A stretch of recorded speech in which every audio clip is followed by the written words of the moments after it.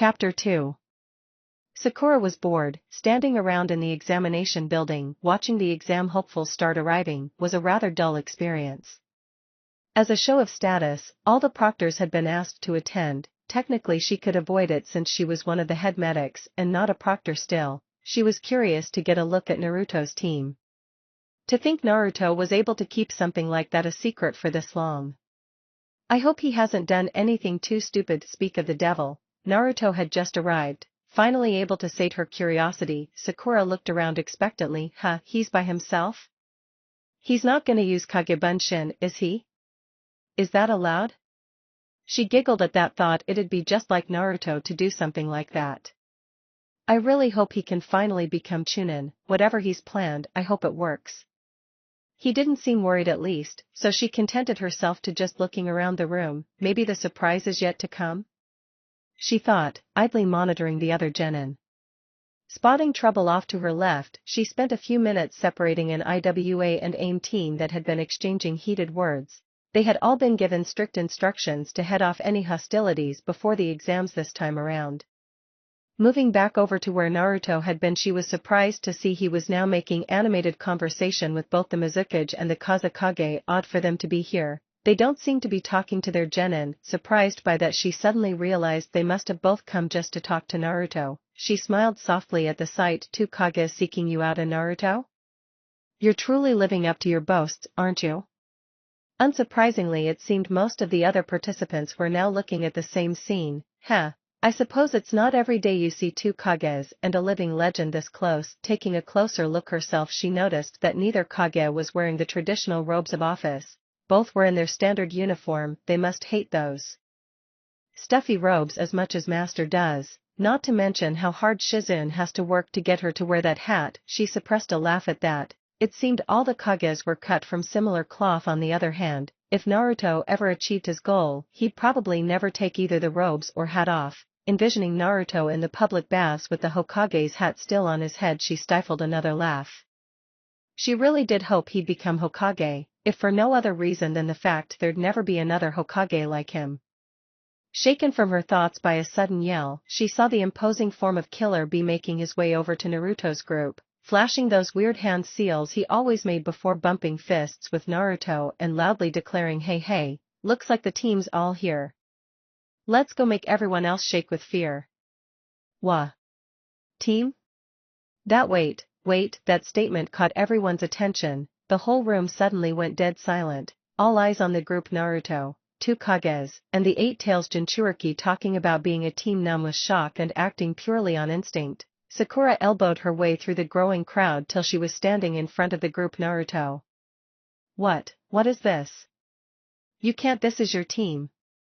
She had no idea what was going on, but knew it was going to be bad. Sakura-chan. Naruto's jubilant explanation was interrupted as the Mizukage stepped forward. The Hokage's apprentice, correct? Mei offered a slight nod of her head in respect. Sakura had made an impressive name for herself in the medical tents during the last war. Sweeping her hand over her team, Mei announced loudly, allow me to introduce my wonderful Genin. Ebisu strode forward, voicing the question on everyone's mind. Wait, you're their Jonin-sensei? They're Genin. Sakura absently noted Ebisu was the instructor for the first exam. His concern was justified. But of course Mei had a predatory look in her eyes now, sizing up the man addressing her. Even a Kage retains their old rank. They petitioned me to lead them as a Jonin-sensei of the Shinobi Alliance, and so here we are. She inclined her head towards Gaara, Sabaku no Gaara, Genin of Suna, Killer Bee, Genin of Kumo. She waved a hand lazily towards Bee, and of course I'm sure you all know Uzumaki Naruto, Genin of Konoha. This time gesturing to the blonde standing beside her. Naruto just sat there with a massive grin on his face, looking like he'd just pulled off the con of the century.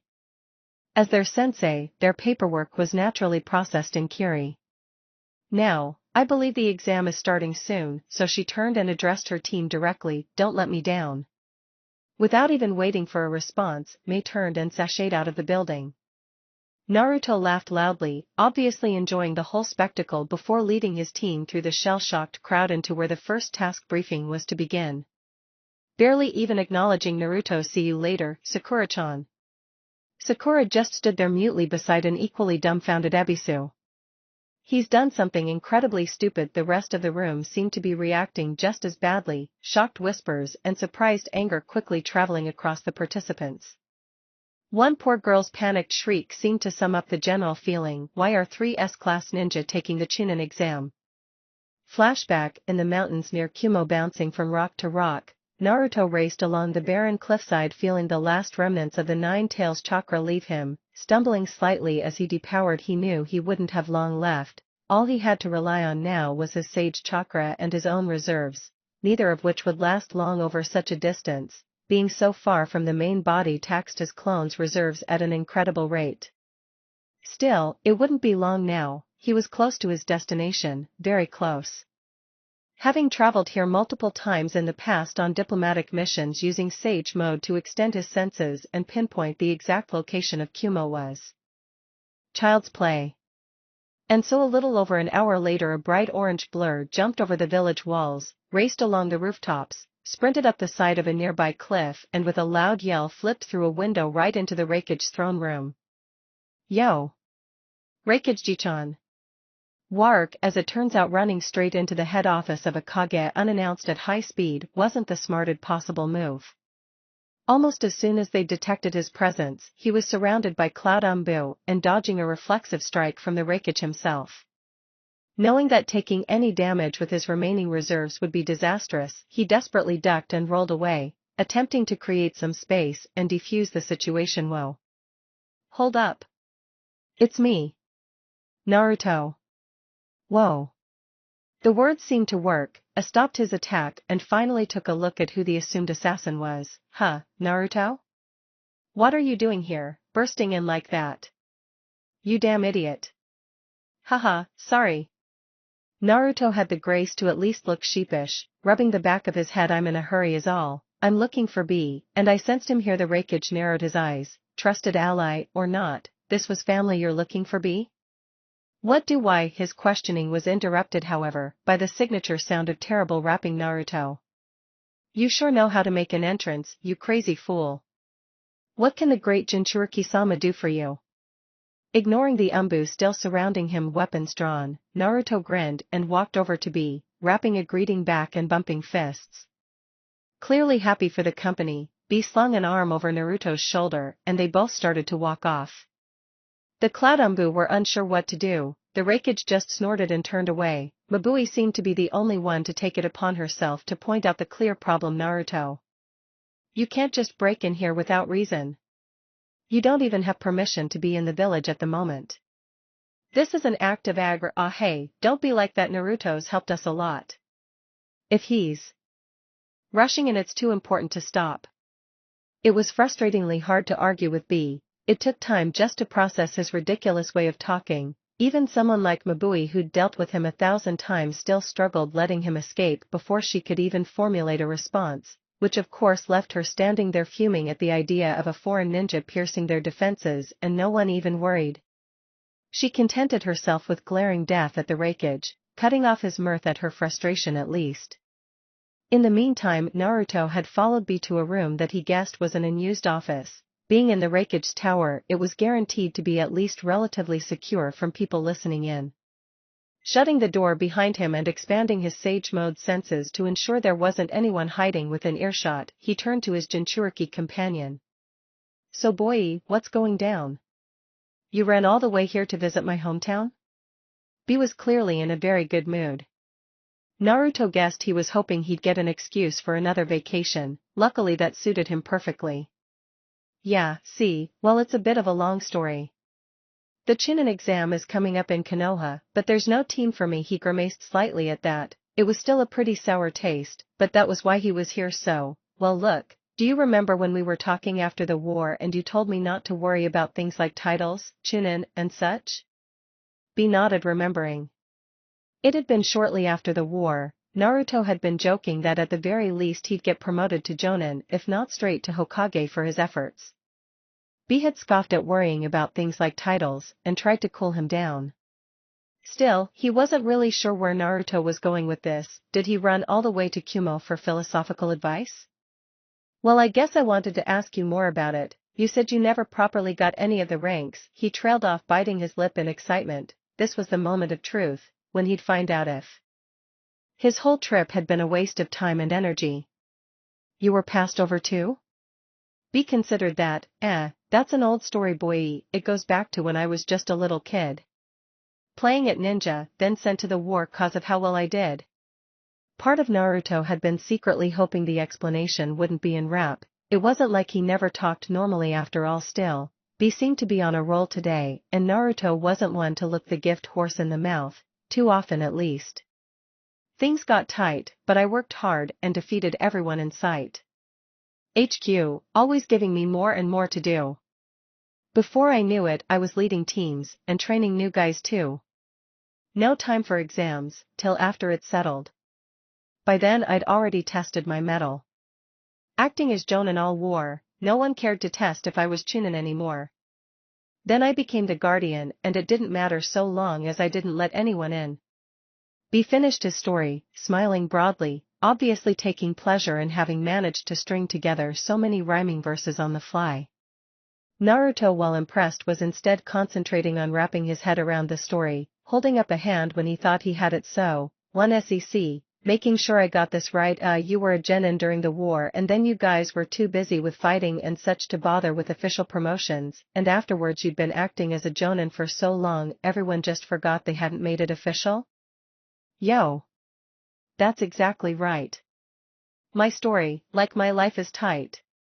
Naruto ignored that part. Well, that's similar to me, sorta. So, like I said, the Chunin exams are coming up and there are no teams in Konoha that I can join. But there's never been anything specific that said your team had to be just ninja from your village. With all the new treaties in place, I was thinking to make a team of people in the same situation as me. We won't be Konoha, or Kumo or whatever, we'll just be shinobi, like in the war. He paused for a second, gauging B's reaction. He seemed completely bemused, not sure if Naruto was seriously asking what he thought he was asking. Naruto went for the kill. So come join my team. You'll get a holiday in Konoha. He remembered B being willing to fake his own death for a vacation before. Surely that couldn't help but sweeten the deal, and we can finally become Chunin together. B just stared at Naruto. The suggestion was completely ridiculous. Go to Konoha to become a Chunin. He hadn't even thought about taking the Chunin exams in over a decade. It was so far behind him it was laughable, but hell, it was funny. Shit, it's hilarious. He realized before he knew it he was picturing just how insane it was, him and Naruto, two S-class ninja competing with a bunch of genin. Thinking for a second, he realized that knowing Naruto the final member would be just as crazy. He burst out laughing. Even Yuki seemed to be on board for it. This was a once-in-a-lifetime chance. Hell yeah, little QBI. Let's go show them the might of a Jinchuriki. After a few minutes of cheering for joy and a few more of rapping and planning with B, they finalized their preparations. Deciding to enjoy himself while he was here, he spent another hour just hanging out with B until he started running dangerously low on chakra and released the jutsu to deliver the good news. Flashback and flashback. Heading east, along the Kiri Sea, skimming as quickly as possible along the water, Naruto regretted his hasty departure for the 1000th time.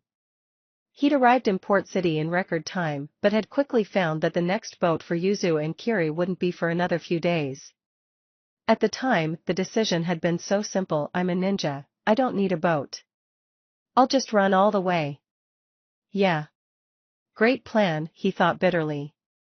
It hadn't been so bad getting to Yuzu. He'd made it there in a little over a day, and while sorely tempted to spend time exploring the ruins of his mother's old home, he knew that time was of the essence. Maintaining a Kage Bunshin for long periods across long distances was almost impossible. Hell, for any other ninja, it would be impossible, and it would only get harder from there out. So after taking a light nap, he'd leapt back into the waves, and headed off for Kiri once more. Again, the decision had seemed so simple. It'll be quicker to just head straight for Kiri instead of heading southeast to the mainland or to some of the surrounding islands. As a Kage Bunshin time was of the essence, the faster option was clearly the best. Groaning to himself, he wished for the 1000th time he'd thought that decision out. The problem, of course, was that while running along the sea was trivial to someone like him, sleeping on the sea was not. It was possible, probably, but he had no practice at it and it would take too much of his reserves to even try, leaving him with no option than to stay awake the entire journey. So here he was, blasting along the water at top speed, making great time, but absolutely dead on his feet, with no idea how many days it had been since he'd last rested. Still, he consoled himself, at least he should be there soon, so long as I haven't missed it completely, as he'd been discovering the last few days. It was very hard to navigate without landmarks. He'd been taught to use the stars and the moon in the academy, but he hadn't really been listening. And so, when, unknowable hours later, he finally picked up faint chakra signatures at the far range of his senses, he almost burst into tears of joy. Putting forward a desperation effort, he drove himself forwards, somehow finally making it to the Kiri mainland. Upon his feet touching dirt, he promptly lost his balance, careened out of control, and proceeded to fall into a heap outside a fishing village and promptly pass out. He wasn't sure how many hours or days later it was when he finally woke up, but the first thing he noticed was that it was early evening, and second was that he was surrounded by Kiryambu. No doubt they'd detected the vast chakra he'd been letting off while sleeping. They heightened their alertness at seeing him start to sit up, but didn't make any aggressive moves just yet, aware that while he had arrived in their territory without warning or permission, he was both incredibly dangerous and considered, so far, to be an ally. Pulling himself to his feet while wincing at how quickly his reserves were draining this far away from his real body, Naruto let the last vestiges of nine-tailed chakra fade away and waved to the Umbu he assumed was the leader. "Hey, I need to speak to Mei-chan. I'm in a hurry." Without giving them a chance to respond properly, he took off, taking full advantage of Sage Mode to track down the exact location of the hidden village and the Mizukage he was seeking. The Umbu, of course, couldn't just let him just run around like that. Luckily they were only just fast enough to keep him in sight, unable to stop or slow him down while chasing after him. So, trying not to reminisce about his old days being chased around Konoha by various ninja, he flew past the marshy terrain, over lakes, around sinkholes, and was finally within sight of the hidden village of Kiri itself. Feeling the panicked distress from the Umbu chasing him, he felt slightly guilty, knowing they must be worried about a potential threat heading directly for their home, one that had made his intentions to speak to their leader clear. Still, he couldn't afford to slow down just yet. He had no time to waste with Umbu. He'd only ever been sent to Kiri on a diplomatic mission once before. Thankfully with Sage Mode and that memory he was able to quickly pinpoint the Mizukage administrative building and plot a course straight for it. Tearing up the side of the building, he rolled through the window, leaped through the doors into the main foyer and quickly calmed himself and took a seat.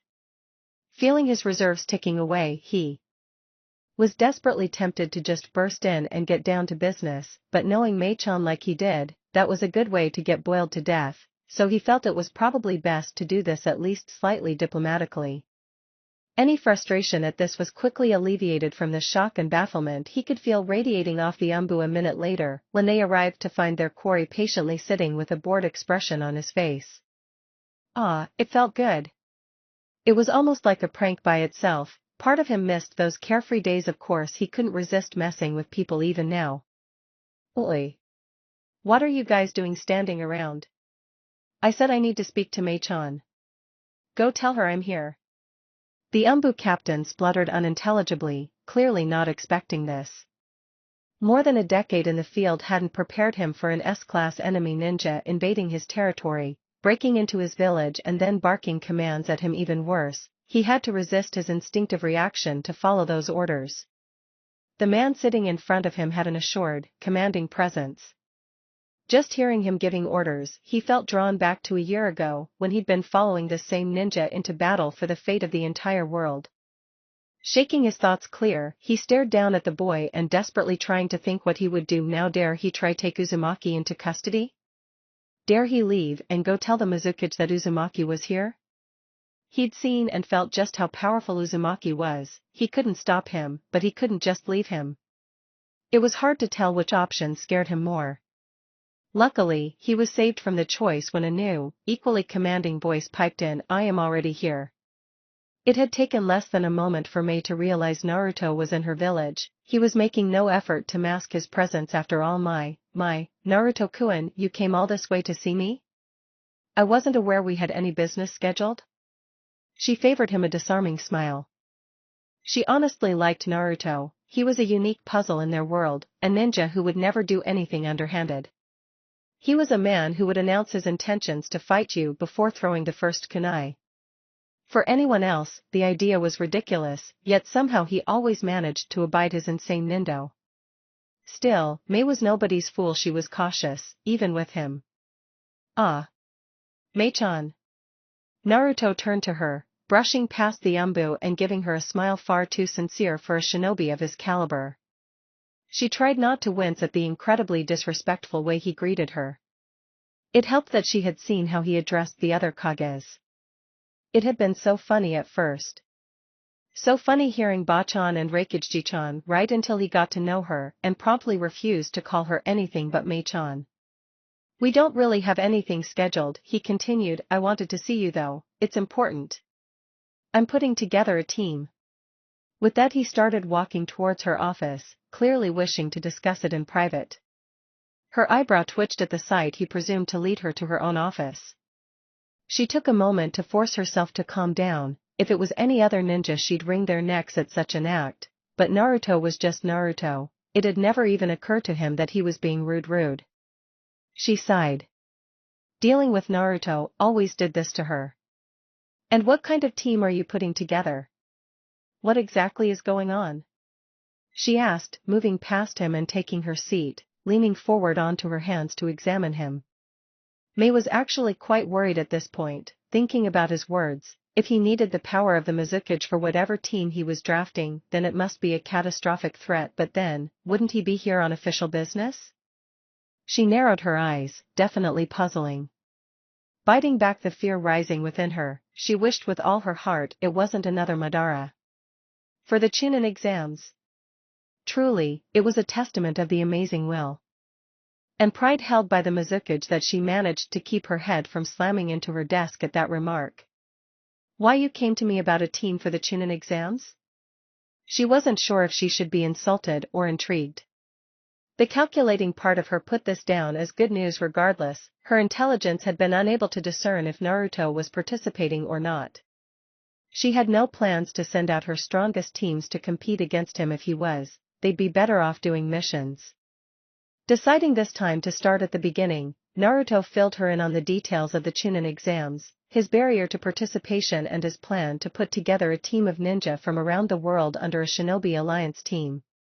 He didn't name names, but she knew enough about Naruto to know that they would be people with unquestionable power. She was well aware of the kind of circles Naruto ran in these days. There was a reason the leaders across the elemental nations listened to this man. He was ultimately a man who could get away with calling the Reikijichan and the Hokage Bachan. Still, while this team of his would definitely be interesting to watch, she didn't see how this concerned her. While I appreciate the information, of course, I don't see why you've come to me. I was a Jonin even before the Civil War, and even afterwards I've still retained my rank. She let the question drift off, curious what he was after exactly. Well, yeah, you're a Jonin, that's why I came to you. The team needs a Jonin sensei too. Her pride once more stopped her from balking at his incredible request. But she composed herself. I don't understand, there must be hundreds of Jonin Konoha could assign for you. If you so wished, there's any number of Jonin here you could use as well. Her mind whirled. She was incredibly adept at political games. She knew there was more to this. It was crucial she understand, lest she decide poorly. Why did he specifically need the Mizukage? Why had he come to her? What was he planning? Hundreds of possibilities were quickly inspected and discarded. She couldn't make heads or tails of it. She needed more information. Interest rising by the second, Mei leaned forwards, carefully coaching her expression to give nothing away, yet carefully entice him to share his plans with her. He looked away and scratched the back of his head nervously, making no attempt to hide his embarrassment at his reason being caught out so easily. She wondered for 100th time how he could be as powerful as he was and still be so damn honest. Well, why see, I didn't want to get someone from Konoha because I wanted it to be a proper, he made an expansive gesture with his hands. Worldwide squad. She nodded her acceptance to that. It made sense, but it didn't answer her other question, and well, I don't really know anyone else in Kiri. He admitted. Even the great pride and will of the Mizukake couldn't stand up to that. Slapping her hands onto her face, she groaned. Yeah, that sounded about right. He had no plan. There was no ulterior motive. He didn't specifically need the Mizukage. He'd come to her because he thought of her as a friend. This was why it was frustrating to deal with Naruto. Even more so as a master of playing in the proper game of subtle politics. Everyone was meant to have an agenda, every statement a triple meaning, and every agreement a trap. Naruto was so damnably straightforward it made him impossible to predict. How do you predict an honest man? She had no clue. The kind of man who would come to the leader of one of the most powerful nations in the world and ask her to join his Chunin exam team for no other reason than because he liked her. She groaned again, utterly unpredictable. Still, she couldn't help but appreciate his honest affection for her. She always enjoyed still being appreciated by a man, not to mention his prestige and the fact he was looking more and more like his father every year. If he was only a few years older. She quickly dispelled that notion, not risking that thought getting any further. The last thing she wanted to do today was lament her continuing status as a single woman. Not getting a response from her. Naruto barreled on. Well, it doesn't have to be you, I could ask Kuro-chan over in IWA instead. I just thought you might want to tell everyone that this amazing team was reporting directly to the Mizukage. His obvious attempts at manipulation finished with his trademark cheeky grin. That's not a bad idea really, she admitted, surprised there actually was merit in his suggestion.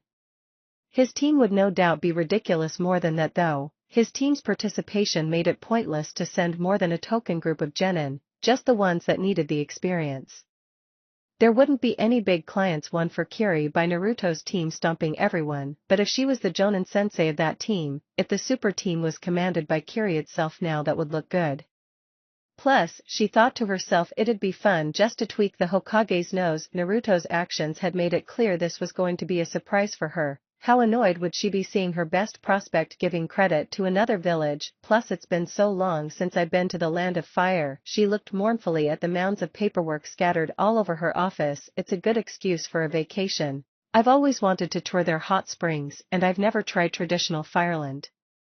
Sake, realizing she'd just talked herself into it, she didn't hold back her laughter. The whole situation was ridiculous. Everything about this plan was ridiculous. There was no way she could turn this down. Very well. I shall be your Jonin sensei. I'll process your paperwork here in Kiri myself, and we'll keep the details of your participation under wraps until the day of the event. However, now she sharpened her gaze, pinning him and his joyful expression to his seat. I expect an exceptional performance from you and your team. You're representing Kiri as well. I will not tolerate failure. Point made. She halted her glare, smiled to him and reached her hand over the desk. You accept, of course. He grabbed it and shook instantly. Yeah. We're a team. May laughed lightly as he danced around the room, marveling again at how insane it was that someone like Naruto existed. The very idea of celebrating a successful negotiation visibly was foreign to her. A simple sigh or smile could tell anyone who cared to look far too much about your plans. He thanked her one last time and then, to her great shock, disappeared in a cloud of smoke. She stared across her desk, dumbfounded. She'd been dealing with a Kage Bunshin this entire time. She hadn't even noticed. Where is he? How far did he send that clone? She sighed. Utterly unpredictable. Flashback and flashback. Somewhere in the Suna desert the final clone had comparatively little trouble. He'd visited Suna many times, so he was comfortable with the route there. He made good time zipping over the dunes and was somewhat familiar with the location of rest stops or oases he could take a break in and recovers from the heat. It was still far slower than if he had someone from Suna to guide him through the sandstorms or shifting sands, but he made pretty good time. It also helped that of all the Kages outside Konoha, Gaara was the most familiar with Naruto's antics. So, when Naruto in full nine-tailed mode sped right past the gate guards, scaled the side of the Kazakage's tower and flipped through a window right into the middle of the meeting he was having with one of his Chunin teams. Gaara only sighed. After being sent out and scolded by and irritated Temari about diplomatic relations and why running into a foreign village without any authorization beyond. Everyone knows me though. Is considered rude, he sat patiently for an hour and a half while Gaara cleared time in his schedule for him. Finally, standing in front of his friend, Naruto launched into his explanation of the situation and why he'd come. I see. Gaara was a man of few words. Naruto nodded. Yeah, and well, I asked around a bit and no one remembered you going to any Chunin exams after. He stumbled here, not wanting to mention the invasion, you know, that one.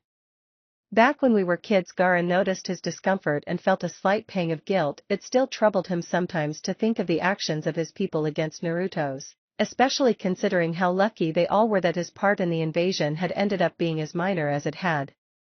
Still, now wasn't the time. He moved the conversation along. It's true. I never did take a Chunin exam after that one. The village was in a dire condition. I couldn't be spared. After meeting you I had changed my outlook. I wanted to try live like you, protecting those precious to me.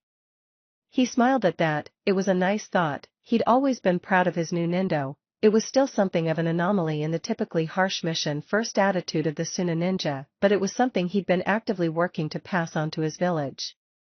There were no strong candidates for Kazakage. My power was already acknowledged. Upon seeing my new outlook and the subsequent control over Shikaku it granted, I was quickly prepared for the position. After that, there wasn't time for me to leave the village for an extended period, for something like a Chunin exam. He thought for a moment. To be honest, it's not something I ever really thought about again. At the time the situation was too dire to worry about, and afterwards I was already Kazakage. I could always promote myself to Chunin or Jonin at any time. Still, you wish for my help with this endeavor?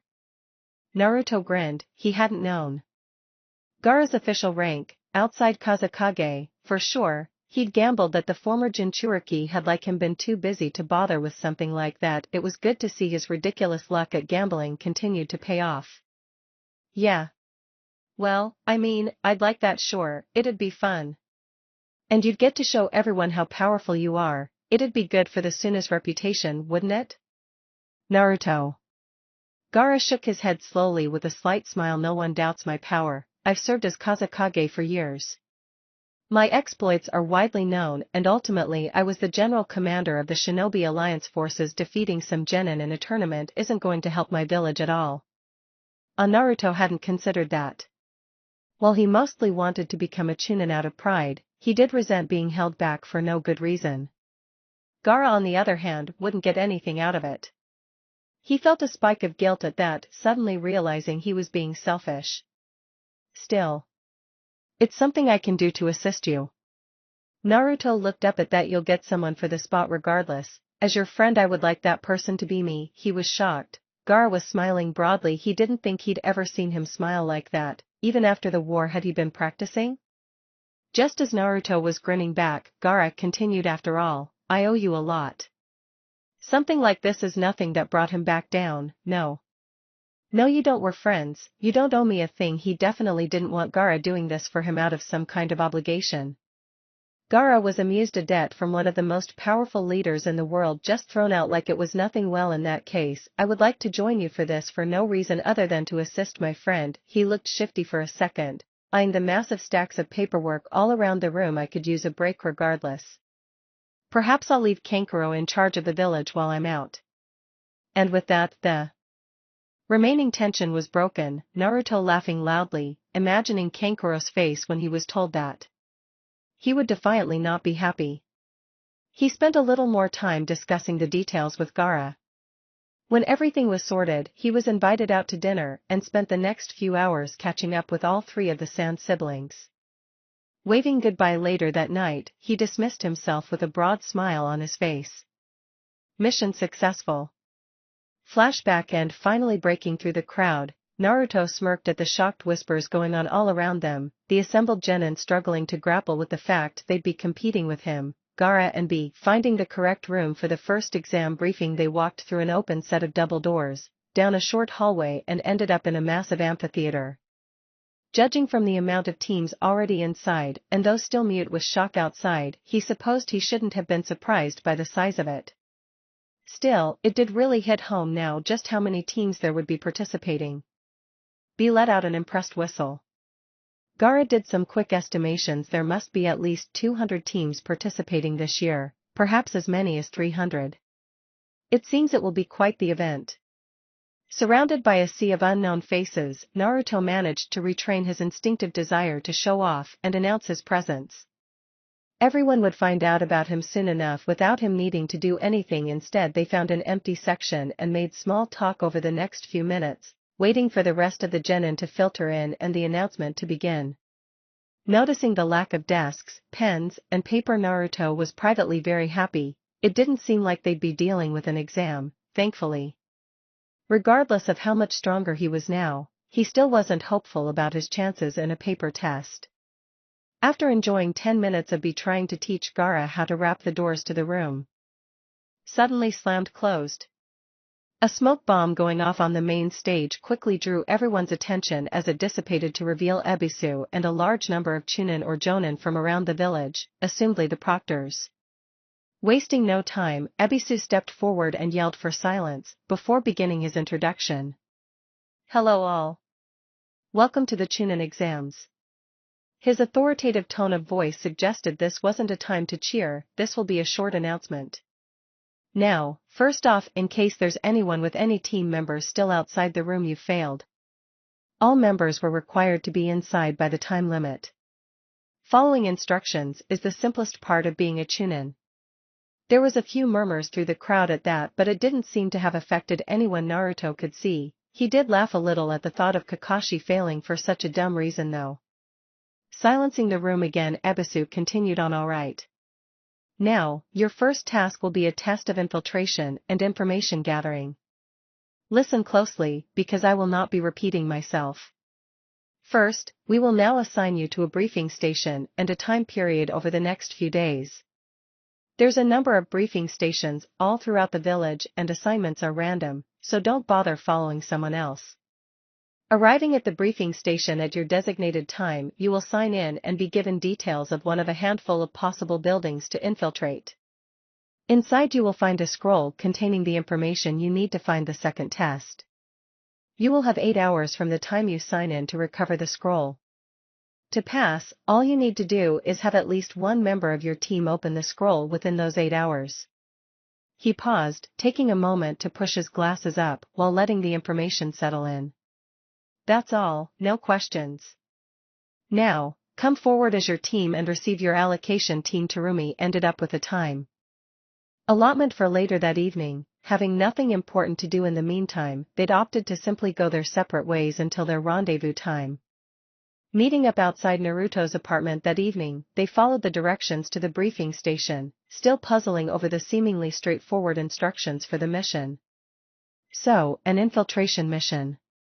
I gotta admit, I wasn't expecting that. Naruto was slightly worried. Amazing ninja or not, aside from his pranks when younger, he'd never had to do much in the way of infiltration. They didn't say we needed to sneak around, I say we just open up and go to town. B was of a similar mindset. It seemed Naruto considered that. It definitely did seem like an easier solution.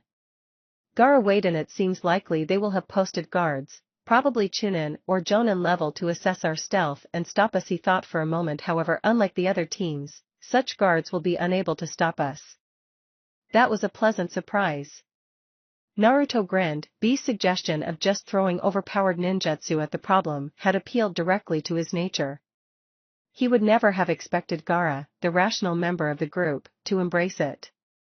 Unfortunately, just as he was thinking through how he'd go about slamming a Rasengan into the side of whatever building they were using, he realized the problem. Except we could end up hurting someone like that. Plus, Bachan would be pissed if we destroyed a building. Especially if it was important. True, any guards would be just doing their job.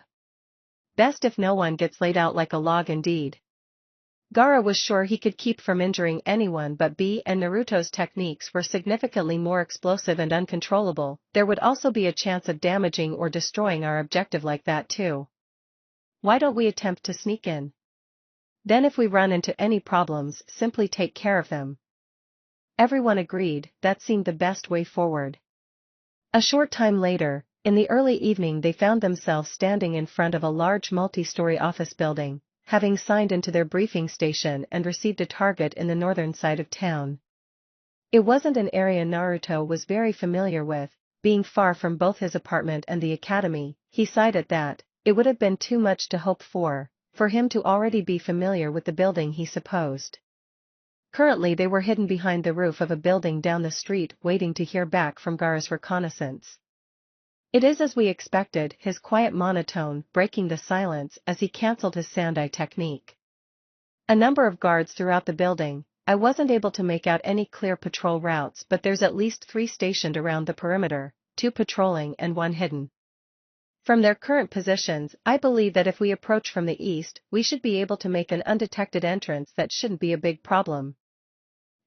Or I could create a distraction with Kagebunshin?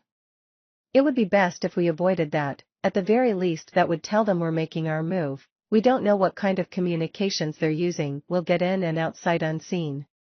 Keep it silent, stealthy, nice, and clean. Okay, Naruto agreed as he made to stand up. Let's go then?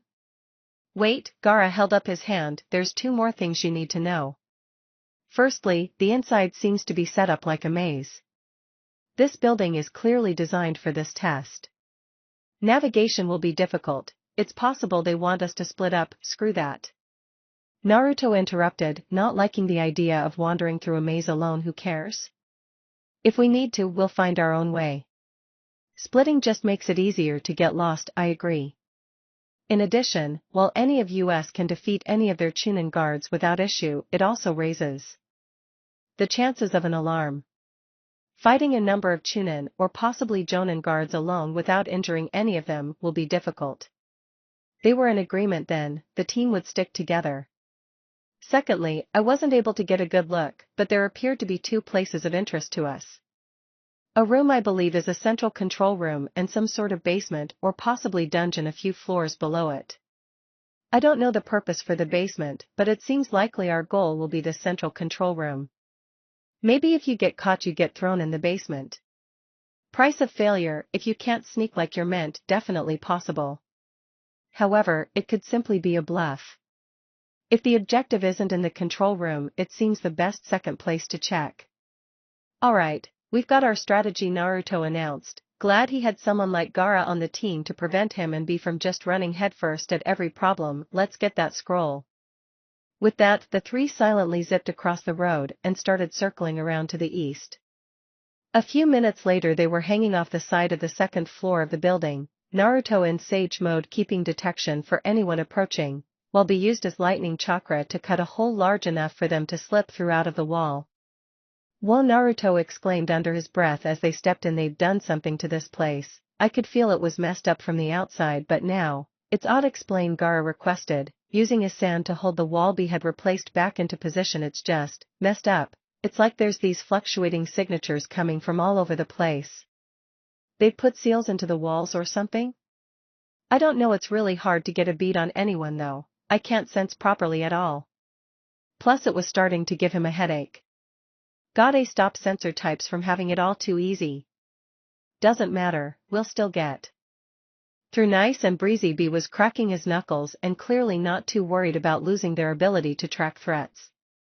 Let's just take it slow, Naruto whispered as he took point, the others falling in behind him. Geez, Gaara, you weren't kidding. They really did turn this place into a maze, no doubt to further impede planning and impose the time limit on us. It seems very likely they have a reason for wanting us to split up. I shall use sand to mark our trail in case we need to backtrack. Oh, good thinking. Marking where you were in enemy territory didn't seem that great for an infiltration exercise, but Naruto wasn't worried about being sneaky. Very handy, B clearly agreed. Slowly they made their way through the maze. Luckily, it wasn't really as bad as they'd first feared, only having to backtrack a few times with many of the branches simply meeting up further along. It did, however, manage to slow them down and almost resulted in them getting caught by a patrolling guard many times. Their progress was steady, but slow. Naruto estimated they'd probably been inside for around an hour at this point. They still had plenty of time, he just hoped they were heading in the right direction. They'd managed to avoid a handful of guards directly from his hindered sage mode. Unfortunately, a pulsing headache from trying to maintain it inside the building had eventually forced him to drop it. Since then, they'd been relying simply on general awareness. Still, despite probably being the least stealthy team, he took solace in the fact that he seemed just as out of his element as he was. Things were going well. It shouldn't be far from here, probably just a few more corners and we'll be there. This's been pretty easy a cut dash and of course, his thoughts were suddenly interrupted as a figure leapt out behind them. Halt. Intruders. Wait, that voice seemed familiar. Surrender and you Naruto-kun? Definitely familiar. Happily turning around, he saw a figure he knew very well, taking a worried step back. Hey. Hinata-chan. You're a guard? Hinata paled and dropped back into a defensive stance, eyes wide with shock. This was bad, this was very very bad. The teams were meant to have split up, she was meant to pick off one member, not run straight into 3 Kage-level shinobi. Why you all came together? She'd head of Naruto's ridiculous team, she had laughed and smiled at the thought, it was something only he would think up. She hadn't even considered facing that team down. This was definitely the worst-case scenario. She took a worried glance at Gaara. Rationally, she knew he wasn't the same child who had so callously dispatched the AIM ninja in the forest during the last Chunin exams. Still, she'd had nightmares for months after witnessing that. Running into him here as an enemy, it was extremely difficult not to remember those scenes, to remember the sand, to picture herself in their place. Gritting her teeth, she refused to let herself remember anymore. She had a job to do, she couldn't give up, she couldn't back down, she would follow her Nindo. Steeling her resolve, shifted her feet slightly, raising her stance, prepared to leap away from being crushed brutally in a coffin of sand. Still maintaining a defensive posture, she looked Naruto directly in the eyes and addressed his team with far more courage than she felt. Stand down. I've been ordered to detain you, you will not be harmed. Naruto had actually been quite happy to see Hinata. It was always fun seeing friends at odd times like this. So, before he could respond to her announcement, he was shocked when he saw a look of absolute terror flash on her face for a second and for her to suddenly leap backwards, just barely avoiding a tentacle of sand attempting to ensnare her.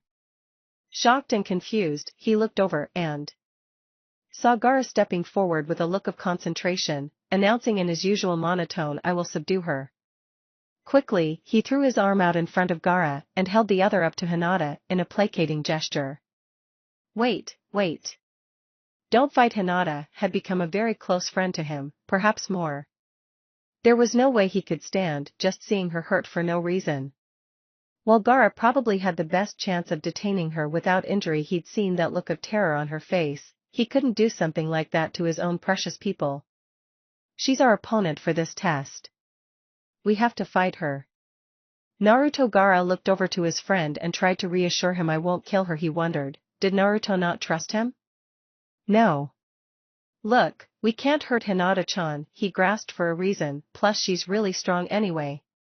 Fighting her would make so much noise we'd draw all the guards onto us this time. It was B who shook his head. He had no interest in fighting the girl either, especially not with a chest like that, he noted appreciatively. Now if she was just another 10 or so years older, he took a moment to picture that, ignoring Gyuki's exasperated sigh in the back of his mind.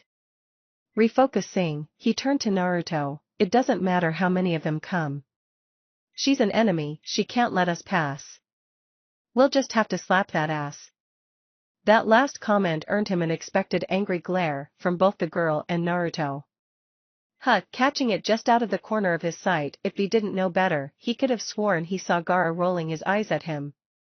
Still, the comment did get through to Naruto, who had been about to ask her to back down. B was right, in her situation he wouldn't back down. He was well aware of her Nindo, he couldn't ask her to just throw away her pride like that. He could maybe get his team to run, but even if they escaped they'd have to find their way back here, probably just running into her and other guards. Was there really no choice? He despaired. So you need to capture us then, Hinata-chan? We fail if we get caught? She stopped for a second at that, considering, no, she knew she probably wasn't meant to tell them this. The only way you fail is if the time limit runs out. I am meant to detain you and take you to our holding cells in the basement, giving away information to your enemy so easily she felt ashamed.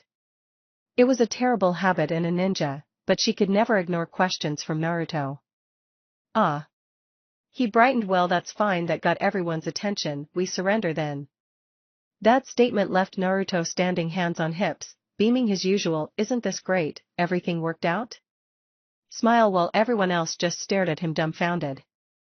She detains us, we get taken to the dungeon, and then we just bust out and finish. No one gets hurt. No problems. Gaara considered this, it was definitely a unique solution. It was also probably the dumbest possible solution to their problem, not to mention it was gambling their entire exam on this.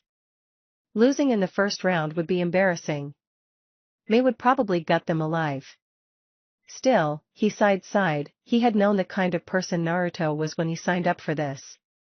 It was one of the reasons he respected the man so much, he never made the so-called terrible choices people talked about being forced to make. Instead, he always found a third option and always forced it to work. He retracted his sand, very well. B just laughed, he'd been expecting something like this. He was pretty sure May would castrate Naruto when she heard about it though. Naruto, you're too weak against a pretty face. Instantly jumping at the chance to go to her place. Hinata, still overcome with relief at Naruto's announcement, managed not to blush at that innuendo and instead focused her attention on Naruto and Gaara. Alright, come with me then, and so the three prisoners headed off to the basement. Naruto walked beside an increasingly uncomfortable Hinata, trying to make small talk and clueless as to why she seemed so depressed.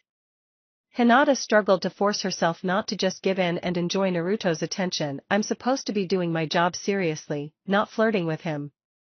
She reminded herself, I wasn't even strong enough to do my job properly. She dwelled on the embarrassment of a special Jonin losing to 3 Genin, but quickly dismissed that idea. Then again, I doubt anyone could stop this team. B amused himself by spinning more innuendo at Naruto and Hinata. They had such strong reactions, he couldn't help but tease them. Gaara walked silently, content to simply ponder the whole situation, before stopping and finally announcing his conclusion. I understand the purpose now. Everyone stopped and looked at him. It's a test of loyalty. Very interesting and very appropriate for Konoha. Naruto just looked at him blankly. Loyalty? You mean this test? It's testing our stealth, right? Or, do you mean, underneath the underneath? He looked at B, who just shrugged, obviously thinking something similar. Underneath the underneath?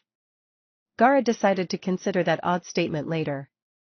He could see in the girl's face he was correct. No doubt to an extent this exam is to test our infiltration, however there's more, an important underlying test. He gestured towards Hinata. Remember, she was surprised that we were together?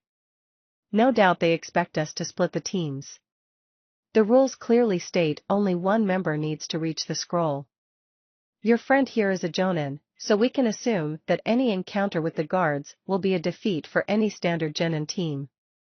Therefore, the best chance of success for anyone else is 3 separate people running through the maze rather than one. Grouped together, he could see dawning comprehension of Naruto and B's faces at that.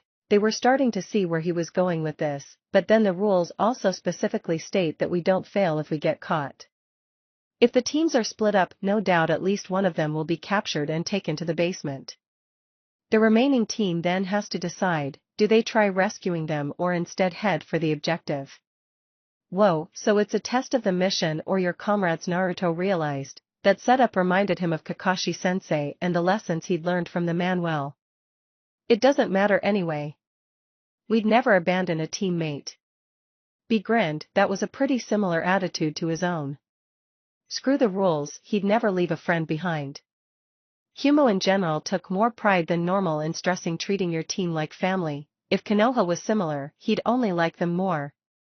Hinata smiled to herself, enjoying herself watching Naruto's determination, feeling the familiar warmth flow through her. He always managed to remind her why she admired him so much. No hesitation, no doubts, it simply never would occur to him to leave someone behind. For all his brash mannerisms, you'd never meet anyone as caring as Naruto-kun.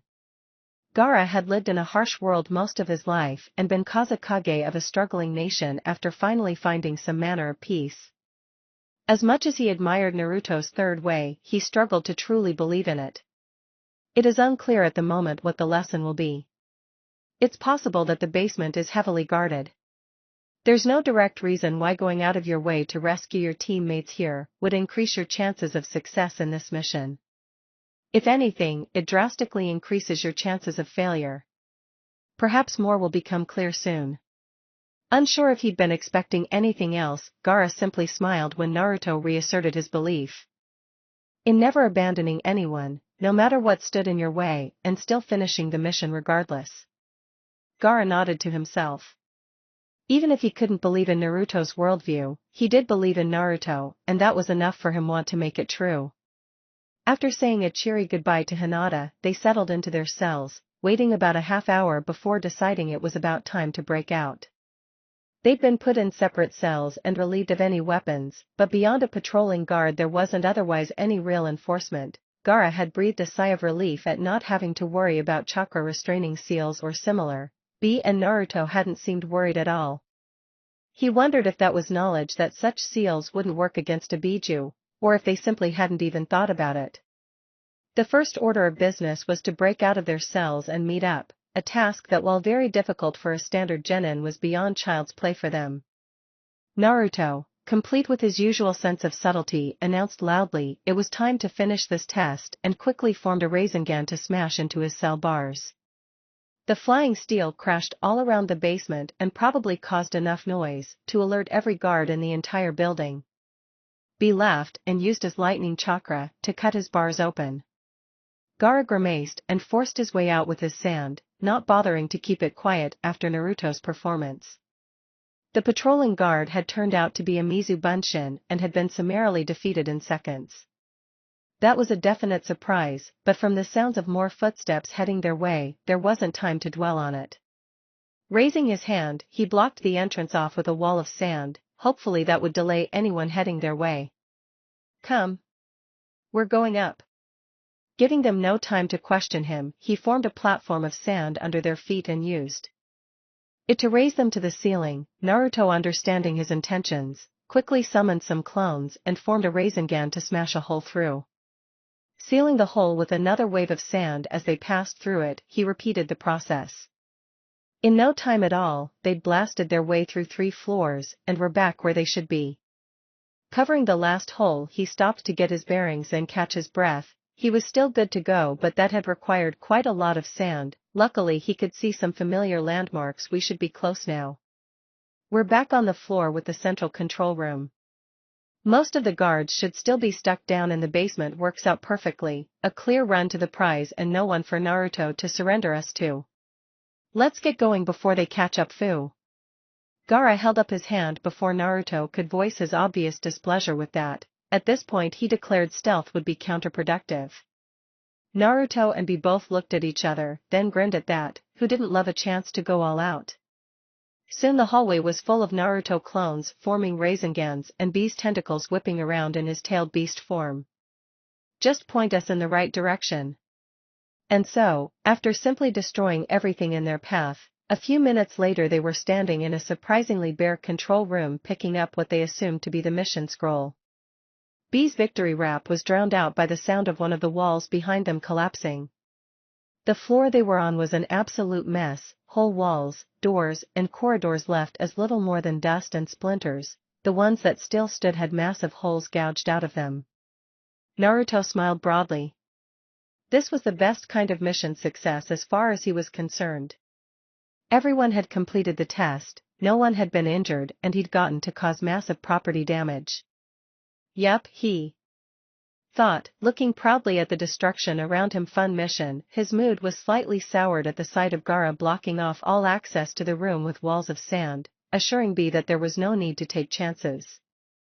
That struck him as slightly unfair, considering they'd practically finished the test now. Geez. You surrender your team one time. Returning his concentration to the matter at hand, he cracked the seal on the scroll and spread it open, then jumped back with a yell as it exploded out of his hands, and with a distinct pop, his apparent Jonin sensei was standing before them in a cloud of smoke. Mei-chan. What are you doing here? Naruto asked, still reeling back from the sudden shock. You have the directions to the next exam, Mizuki-sama? Gaara decided to try a slightly more tactful route. I do indeed, Kazekage-sama. She favored the more polite boy a warm smile and strode towards him, sweeping her gaze over the assembled team, the crumbling wall of sand and the ruined office. Congratulations on passing the first test. Gaara gave a contented nod. Naruto, and hooped and bumped fists. It was a small milestone, but it was important to overcome regardless. Regaining control, May continued. Your next challenge will be in 3 days from now at Training Ground 58. It will start at 8 a.m. sharp, so make sure you arrive on time. Pausing for a second to let them absorb that she finished. Aside from that, the only other information I have for you is that it will be a test of hunting and survival. So I recommend you brush up any relevant skills in those areas. Now she adopted a predatory smile. You summoned me here just as I was about to get some dinner, so why don't you apologize by taking me out and we'll all celebrate your victory today? Yeah. Naruto hooped, let's get not ramen. The other 2 members interrupted instantly, before looking at each other surprised. Cutting off Naruto's protest, B explained, every time we've eaten with you so far, it's been ramen. I want to try new cuisine, not the same old bar, man. No need to worry. May smoothly assured them, in my time here, I've discovered a great deal about the village, including an amazing sushi restaurant. You can all treat me to. Come. And with that, Gaara released his walls of sand and May made to saunter out of the room before stepping out of the doorway and stopping in shock. Why, she couldn't believe her eyes, the place was ruined beyond words. Whirling to look at Naruto, she had to ask, wasn't this meant to be an infiltration mission? He had the decency to look embarrassed, not meeting her eyes. Well, you see, we intended to sneak in. We were really stealthy for a while. And so, realizing that while they'd managed to avoid hurting anyone, they'd messed up all the other pre-mission plans they made, Naruto looked again at the devastation he'd caused and came across an important point. Oh shit, Bachan's gonna kill me. He was deathly pale at the thought of her seeing this. Any possible response was cut off by the sound of one of the walls behind them giving out completely, and a huge section of the building collapsing in on itself with a thunderous crash. Good morning, Genin. Jolting awake at the loud voice, Naruto realized he'd somehow fallen asleep while waiting for the second test to being, that's what I get for arriving too early. Ugh. I couldn't remember when she said it started though. Blearily opening his eyes and looking up, he saw his team had found him, at least, be laughing at him, and Gaara shaking his head in exasperation. Looking around, he was surprised to see how many teams had arrived. It was hard to count, but there seemed to be at least 100 participating in the second test. A big crowd for sure. Wait, is that? Looking at the direction of the loud greeting, he saw a very familiar sight, a large brown-haired man riding a giant dog. My name is Kiba Inuzuka, welcome to the second exam. Whoa, no way, Kiba's the examiner here? I think I remember him saying something like that. Better him than that snake lady again, Kurama offered. He hadn't enjoyed the fear of an unstable Jonin cutting down his host any more than Naruto had. Now that is definitely true. Naruto had worked with Anko many times, he knew how skilled she was, how dedicated she was to the village. Still didn't change the fact she freaked him out. With the various chatter dying down, Kiba continued his introduction. Now, before we get started here, I want to talk about the true meaning behind the first test. That grabbed everyone's attention. Kiba paused for a moment, clearly soaking in the spotlight. Most of you here probably had at least one teammate get captured, so you will have noticed you had the choice between going after the mission objective and rescuing your comrade. Now, as you're probably taught, you should always prioritize the mission. That's an important lesson. You must complete the mission. However, there are also consequences. Seeing comprehension dawning and horror dawning on some of the teams, he continued, of course, you should finish your mission, but you should never leave a comrade behind if you have the ability to save them either. And so, those teams that left someone behind to jail or death now have to deal with the consequences of doing that. You don't get that teammate for the remainder of your mission. Cutting off any protests, Kiba laughed loudly at the shocked group before him. They even made it easy on you. If you'd bothered to check, all the prison guards were just types of clones. Any Genin team would have been able to overcome them. But some of you didn't even try. Ah, I wondered if it was something like that. Gaara looked impressed, so now we understand the full reasons behind the choice of saving or sacrificing your teammate. Very nice, abandon a teammate and you have to deal with being a man down. No doubt most of those here thought of each test as a separate mission, not one large one. He nodded his approval. It was a good lesson. Suna may have some of the harshest teachings of the hidden villages, but their economic woes meant prioritizing and valuing assets was considered vital to any team. Carelessly abandoning a trained ninja was wasting a huge asset, doing so without proper reasoning was ridiculous. So, Kiba yelled, making himself heard over the shocked cries going on around the audience. Anyone who was still in the cells when time ran out during stage 1, you might as well leave. We already know who you are, and you won't be getting one of these. That said, he brandished 2 headbands, one red, one black. To those leaving, remember who abandoned you. To those staying, remember the consequences of abandoning a teammate halfway through a mission. He gave that a second to think in. Now, let's get started on today's test. With those words, a group of assembled Chunin that Naruto hadn't paid any attention to previously began moving through the groups, passing out the standard death liability waiver he'd seen the last time he'd been at stage 2. Looking around while he waited to receive his own form, he was surprised at just how many people were eliminated from the first test. At least half of teams were down at least one member, some were down 2 with only a single person left to complete the exam alone. He smiled at that. Aside from the fact it benefited him, it was nice to see a test that had essentially backed up his own personal philosophy. No one should abandon their teammates, especially when they had a possibility of rescue. Part of him was sad at seeing so many people had such a different outlook, but hopefully this lesson could change that. These waivers are simply to absolve us of any responsibility if you die. He gave a predatory grin at that. Naruto wondered if he was attempting an Anko impression. As for the test itself, I think you'll like it. It's about hunting. Yeah, Inuzuka, I should have guessed. Naruto just barely managed not to roll his eyes. At least Sage Mode would help. As you can see, there's a number of stations set up around the perimeter. When you hand your forms in, you'll be checked to ensure it's the right members competing, then given either one of these. He brandished the black bandana, if you're a hunter, and one of these. This time he lifted the red bandana, if you're the prey. Showing amazing restraint, Kiba only took a few seconds to grinning maliciously at the younger Genin. You'll hand your forehead protectors in at the station. Don't worry, you'll get them back afterwards, and replace them with whichever bandana. It must be secured to your forehead, and it must not be removed. That's how we're tracking who's still playing. They've got a seal on them. Anyone who loses their bandana is considered dead, so if you lose yours, just stay still and wait for our medics to scoop you up. Other than that, it's as simple as can be. Red teams are given a scroll with information to get to the tower at the center of the field. You'll be assigned a random gate and have 3 days to get it there. Black teams will also be assigned a random gate. You'll have 3 days to intercept the scroll from a red team and bring it to the tower yourself. Oh, and just to make it fun, there's going to be 2 black teams for every red team. Think of it like competing for information against a foreign village. Anyone left in the forest after 3 days fails.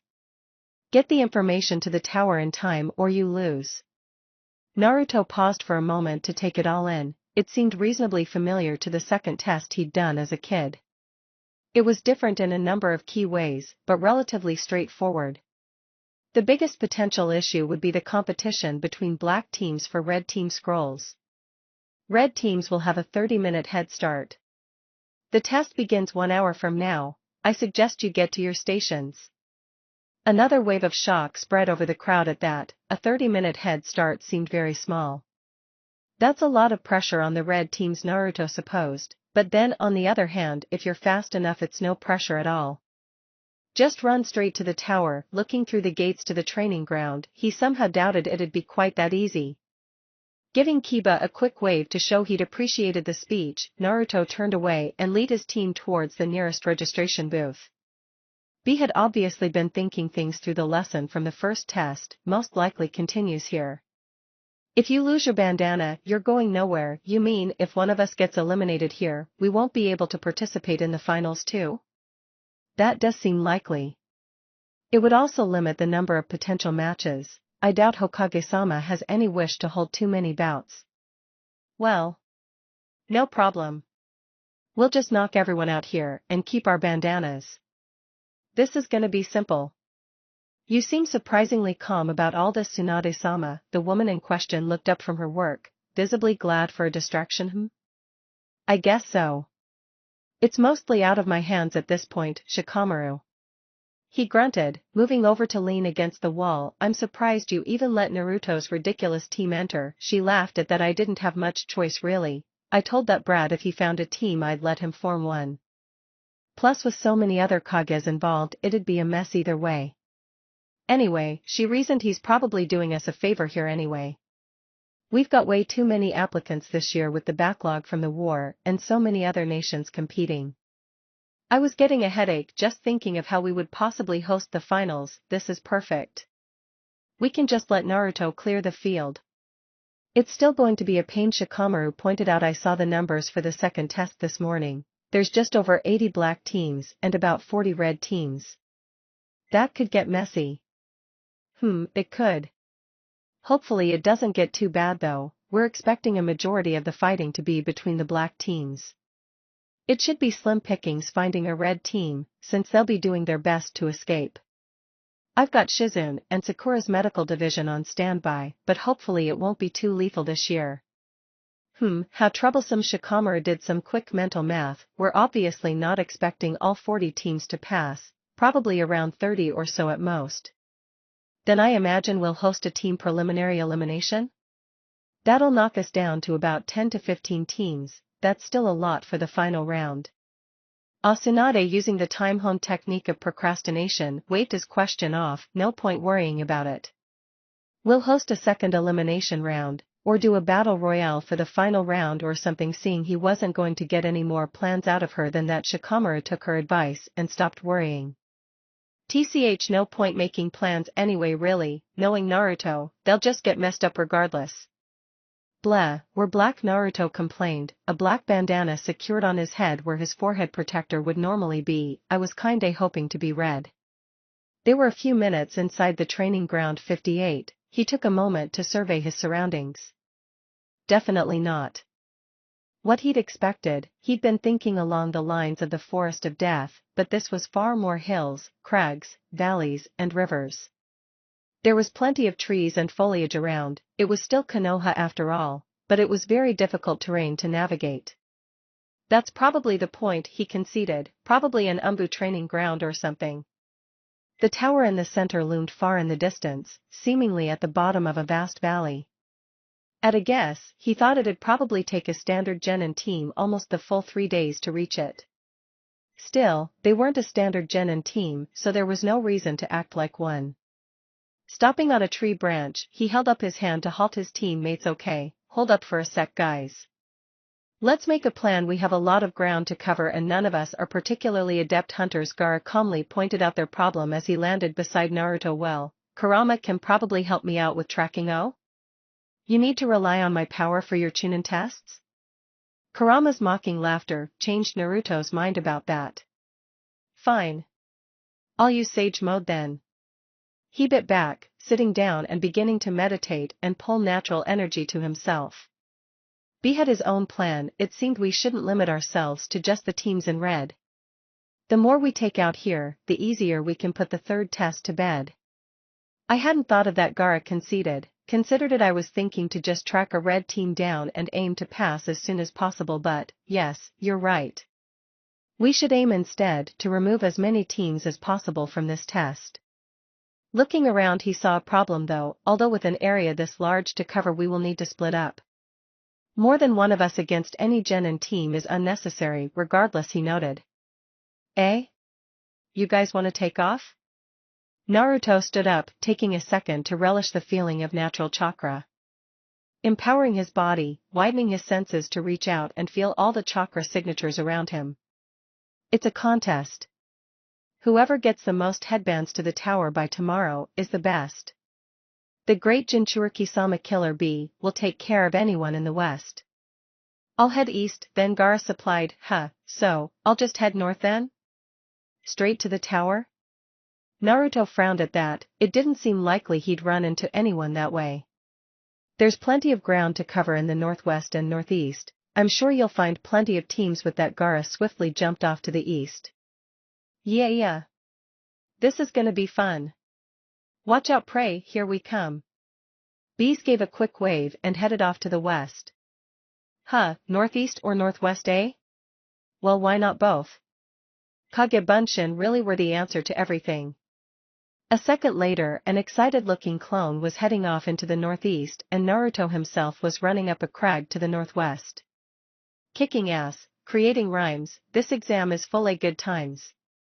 B was running down a valley rapping to himself as he tucked a handful of bandanas into his pouch, crashing along the terrain. He took a moment to marvel at his luck in managing to hunt down so many teams within only a few hours of the exam. It did leave him feeling a little guilty at defeating teams much weaker than him, but that was the rules of the game and he was playing to win. He didn't have any specific tracking skills, nothing beyond what he'd learned as a young man for the war. That was fine though, he'd used those skills countless times on the field. He was far better than any standard genin. The red teams were too focused on running and the black too intent on chasing. He guessed he'd only been going for a little over 3 hours and he'd already hunted down 2 red teams and 6 black teams. Slowing down, he focused on something that had suddenly grabbed his attention. Hastily covered rock, broken twigs, and most damning of all, a fresh sandal imprint. They looked to head down a long small ravine and towards the tower. He took a second to consider, either the tracks of a group moving too hastily to cover their trail or someone leaving an impressive false trail. Well, only one way to find out. And so with a whoop, he leapt across the rocks, chasing after his latest prey. A short while later, his tracking paid off. Moving silently, he spotted the team he'd been tracking slouched down among some trees in a small clearing up ahead. Not seeing any need to be stealthy around Genin, B simply leapt right into the middle of their group with a loud cry. Noting absently from the bandanas, it was another red team.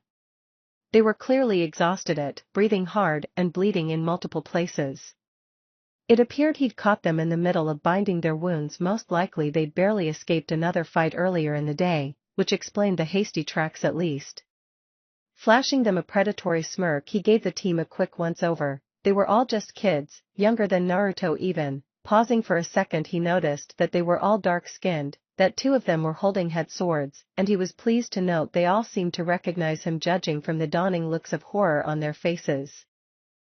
He noted, you all re from Kumo too, eh? Well, hurting comrades never feels right. Why don't you surrender? No need to fight. He emphasized that last line by drawing a kunai and running a visible amount of lightning chakra through it. No need to fight, but if they tried, it would be over quickly. The kids, if possible, looked even more terrified at that. No doubt they were all familiar with stories of their hero, the great Jinchuriki-sama. B took a moment to preen slightly. He always did enjoy being acknowledged like this. It was one of the few perks of being the guardian of Kumo. Just as he was about to repeat his offer of surrender, one of them stepped forward. He had short red hair and had covered his body in a brown overcoat. His legs were clearly shaking, but his eyes remained hard. Clearly this kid was drawing up his courage. He gulped, opening and closing his mouth a few times before finally speaking up. We're all just surprised to see the man with an octopus in his soul, the power of a raging demon, but Killer Bee's in control. B was shocked. That he had not expected. He'd already run into 2 Kumo teams. They'd either tried to run or just surrendered straight off. This was different. Actually, no, this was great. He laughed loudly. It echoed throughout the clearing. Your flow sucks, kid. You better settle yourself down. Let's rap for a while. You can learn from the master Killer Bee and get yourself some style. A few hours later, after sending away his 3 new budding rap pupils to head for the tower, B resumed his quest to clear out the competition. Naruto was leaping from tree to tree in a rough northeast direction. The terrain here wasn't too difficult to navigate, so he was making good progress hunting down the closest signature he could feel. It was almost the end of the first day, but he doubted he'd manage to maintain sage mode until nightfall. He wished he'd taken a bit more time to gather nature chakra at the start of the day, even just tracking teams had gotten harder, his senses far less acute with such a limited amount of nature chakra left. Still, I've been pretty successful. He praised himself. It had been a pretty busy day really, having already defeated 6 separate red teams and more than 24 black teams. Sage mode had made it almost too easy. He could track down anyone even remotely near him with perfect precision. Being far faster than any Genin, catching up and chasing them down was no trouble at all. Even groups with sensors of one kind or another had no chance. He had attempted to make it as impersonal as possible, simply defeating teams before they even had a chance to react. He didn't want to hurt anyone, and if nothing else, it saved his chakra. As he got closer he could feel a number of signatures coming from up ahead. One in particular stood out to him, though it was vaguely familiar, but he couldn't place it. Putting it out of his mind, he focused again and realized there were multiple groups fighting up ahead. Well, this'll be the last for now. I'll kick these guys around, then take some time to get more sage chakra. I've still got plenty of energy left, it's just a matter of maintaining sage mode. Plan formed, he pushed himself forwards even faster, flipping through the air with an amazing burst of speed. Konohamaru, in many ways, was like Naruto. He was a spunky kid with too much energy and a deeply held desire to prove himself. He didn't take criticism well but was willing to work hard to achieve his goals. Having been inspired by Naruto, he had a similar nindo to him, and ultimately he had the same end goal, to be the Hokage, to protect the village and those close to him. Like Naruto, his goal had originally been a selfish desire for acknowledgement, and like Naruto he'd grown out of it, instead getting acknowledgement through his actions as a ninja and the friendships he'd made. His signature techniques, the Kage Bunshin and the Rasengan, and technically, the Oiroku no Jutsu, were all taught to him by Naruto. He didn't have Naruto's ridiculous chakra reserves to power them with, but he did have good control over the chakra he did have. Even despite the high chakra cost, they were very powerful technicist for a genin to have. Exactly like his boss, he'd been ecstatic at the idea of taking the Chunin exams, for the same reason, taking the first step towards being Hokage. And, unfortunately for Konohamaru, like Naruto in his first attempt at the Chunin exams, he would run into an incredibly dangerous S-class ninja. A chilling laughter was the first sign he had of any danger. It froze him dead in his tracks, a shiver running down his spine. Dread settling in, Konohamaru slowly turned around and saw that his team had already been captured and subdued. Well, what do we have here? It was very clear just how much trouble he was in. Oh shit! Dashing through the trees, Naruto could tell he was finally getting close to his target. He could hear the sounds of combat coming directly ahead of him. Whoever that familiar chakra signature was, they were definitely fighting for their lives. With that thought in mind, he put on a final burst of speed, streaking from tree to tree at near his top pace, barely more than an orange blur to anyone watching. Focusing his senses outwards through sage mode, he judged his proximity to the targets ahead of him, angled himself towards the one in the back, gave one last leap and over the scroll. Your outgwa crashed right into the poor sap. Woo! Now that's an entrance! He whooped, crouching on the stunned heap below him. It was always nice to make an impact. Judging from the twitches of the guy lying below him, he'd left quite an impression indeed. Standing up, he took a moment to look over the clearing. It was a complete mess by now. Kunai and shuriken littering the landscape, with large gouges cut out of the ground or rocks where heavier weapons had missed their mark. Judging from the way the teams were positioned, it looked like 2 black teams had grouped together to hunt down one red team.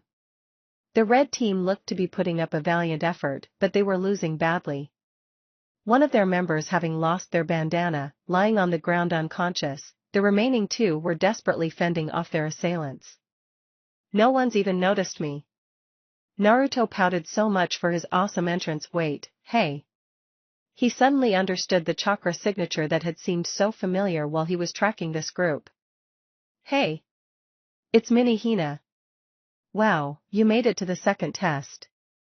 That got everyone's attention. The other genin all turned to look at this man casually walking up them, interrupting their life and death battle, while giving a cheery wave with a bright smile. Oh, you're on the red team. Huh. Looks like you're having a hard time, eh? Hanabi let out a slight sigh of relief. She didn't know Naruto all that well, but she did know her sister thought the world of him. At the very least his appearance and greeting had gained the attention of the three opponents she'd been desperately defending her scroll from, giving her a momentary respite. She was never quite sure what to think of Naruto. He really was everything the Hyuga weren't. In some ways she really liked that about him. He was open, he was caring, and he made her laugh with his crazy stories. Of course, in other ways it also infuriated her. At the very least, she wished he'd stop calling her Mini Hina. She was almost as tall as Hinata-chan these days. Resisting the urge to stomp her foot at that thought, she decided to hope he was here as a potential savior rather than a scavenger, despite the color of his headband. Naruto-san. Anything further she'd intended to say was cut off as she desperately leaned her head back to avoid a vicious slash across the jugular. Quick! Get the scroll and let's get out of here. The one who'd just tried to take her head off barked. They came at her even more aggressively than before. Clearly they were worried about Naruto's interference and wanted to end it before he could react. Defending herself desperately, she forced herself to ignore the wounds she'd already received, focusing on avoiding their weapons, searching for an opening. Naruto was taken aback by their sudden assault on Mini Hina. With the exam being little more than a game to him, it was easy to forget that for everyone else, this test was still life or death. His rational mind told him that everyone in this clearing was an opponent and he should defeat them all, or at least let them fight it out first. Luckily, Naruto had plenty of experience filtering the rational part of his mind. Hey! You bastards wanna fight? Fight me! He liked Mini Hina. He didn't really know her that well, but she was Hinata's precious sister. That was more than enough reason. Naruto would never sit idly by while someone he cared for's precious person was hurt in front of him. Hanabi didn't even have a moment to look over at Naruto after his declaration. With three people attacking her, she couldn't spare a thought for anything except a desperate defense, unable to even counterattack. She rolled backwards to dodge a sword slash, pirouetted forwards to avoid a barrage of kunai, twisted her body away from another barrage of sword slashes. Her form was perfect, her stance was strong. Unfortunately she was already bleeding and fatigue was fast catching up to her. Ducking under a roundhouse kick, she was a moment too slow in creating space and caught the follow-up kick in the stomach. Gua! All the air rushed out of her as she slammed backwards, landing heavily against a boulder. The pain of the impact and the shock at being winded left her momentarily stunned, her entire body screaming in pain. Looking up, she saw her opponent already charging forward to finish her off, eyes set on securing his victory, lunging forward to impale her. She'd only been stunned for a moment, her body's reactions only slowed for a fraction of a second, but that would be more than enough. She had no time to dodge, no time to move, no time even to fear. The perfect example of Hyuga pride, Hanabi simply glared back at the man about to kill her, refusing to back down for even a moment. She glared death at him right until he suddenly wasn't there anymore. Rasengan. Huh? She blinked and looked again, utterly bewildered. Where the man had been, Naruto was now standing, arm outstretched holding a quickly dissipating ball of energy. She stumbled forwards and took a moment to look around. Where just a few seconds ago the clearing had been full of combat, now there was nothing. Her teammates were collapsed next to each other, with Shinji tending to the injured Yosuke. The teams attacking them had been thrown all around the area, slammed into trees, rocks, or even just straight into the ground. None of them seemed like they'd be getting up anytime soon. He took them all out in a second? She knew he was strong, of course, everyone did, there were a million stories of his adventures, but still, she'd never witnessed anything like that. Not even from her father. Suddenly she felt herself pulled forwards, felt Naruto wrapping his arm over her shoulder and bringing hers over his, obviously worried about her injuries.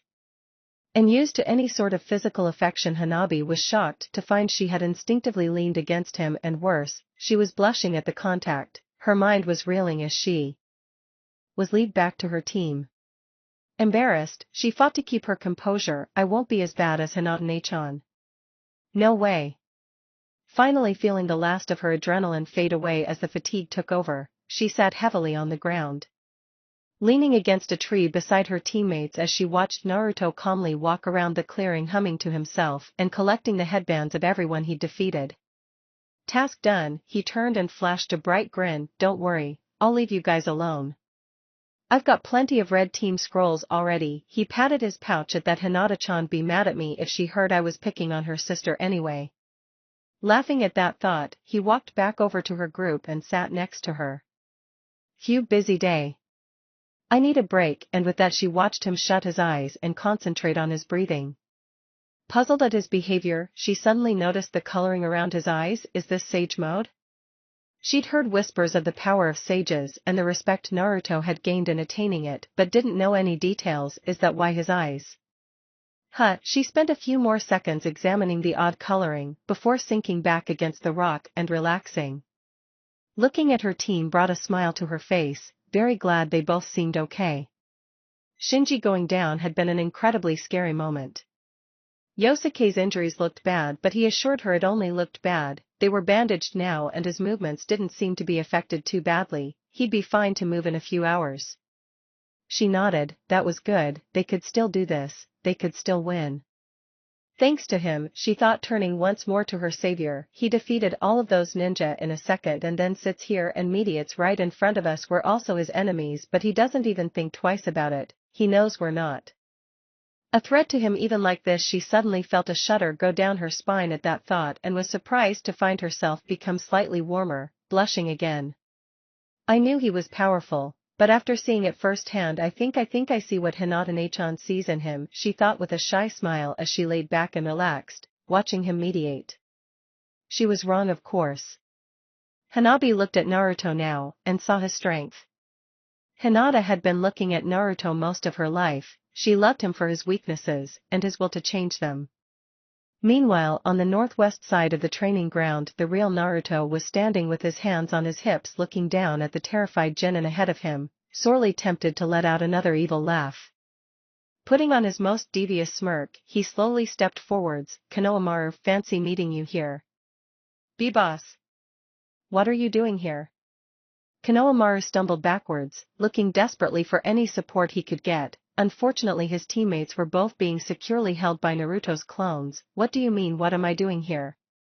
Wasn't this our rivalry for Chunin? Weren't you going to become a squad leader and boss me around? Naruto pulled out a kunai and started twirling it around his finger as he continued to stride towards the boy. Didn't you say you'd surpass me? Konohamaru-sensei? Lacing the title with as much sarcasm as he could muster, he stopped directly in front of the reeling Genin, using his height to leaning down over him. Come on, boss, ha. Ha, you're not mad about that still, are you? Ha, come on. We're friends, you'll let us go, right? Boss? His only response was a smirk that was positively dripping with malice. Haha. Boss? A few very enjoyable minutes later, Naruto was happily brushing his hands together at a job well done. Looking skywards. At the sight of the three genin dangling from a rope tied far up a tall tree, he smiled contentedly, glad he hadn't done any real damage. Moegi and Udon were just dazed, not having put up much of a fight. Although to be fair, Moegi had tried to rub up against the clone that had been holding her, trying to seduce me. She really does take this most beautiful kunoichi thing too far. He suppressed a shudder. Udon had just let himself get knocked out, unable to break Naruto's hold. Konohamaru, on the other hand, while conscious, had clearly been roughed up. He hadn't wanted to be too mean to the little brat, but still, throwing him around a bit had been amazingly therapeutic. Now, that felt good. Taking a second to flash them the victory sign, he proceeded to gloat some more. Hey, don't worry too much. I left your headbands, he indicated to the black cloth still tied around their heads. I'm even going to give you a chance. It's only the first day, and I've already knocked out enough red teams. I'll do you a favor and focus on hunting black teams from now. If you guys can get down from there, maybe you can find a red team and pass before it ends? The only response he got was a series of groans, so he flashed them a quick salute and headed off. While it was nice to throw Konohamaru's words back in his face, and even better to get back at him, he did still like the brat. He didn't want to destroy their chances of advancement. Well, I'll stay true to my word, I'll hunt down any black teams I can find, he sighed, making another concession. I guess if I find a red team I could aim to just weaken them. That'd give Konohamaru a chance to catch them. Geez, I really am too nice. Most likely, I am the weakest at this, Gaara realized as he dashed across a river towards where he had heard the distant sounds of battle. I don't have any specific tracking skill, nor much experience tracking at all. I don't move as fast as Naruto, or B. That's without even considering Naruto's Kage Bunshin. The first day of the test was drawing to a close and he'd only managed to gather the bandanas of 2 red teams and 5 black teams. With his skills, he had no problems subduing a team when he did catch up to them, it was simply a matter of locating them in the first place. Luckily, he thought as he watched the rising of the full moon over the night sky, I do have one advantage over even Naruto and B. Gaara had spent almost his entire life getting as little sleep as possible, fearing the erosion of his psyche. Even with Shikaku removed, he still didn't feel any need to sleep often. Even just getting used to the idea of being able to sleep had taken him a lot of adjustment. To Gaara, a week or a month without sleep was no problem at all, he would go days without sleep without even realizing it.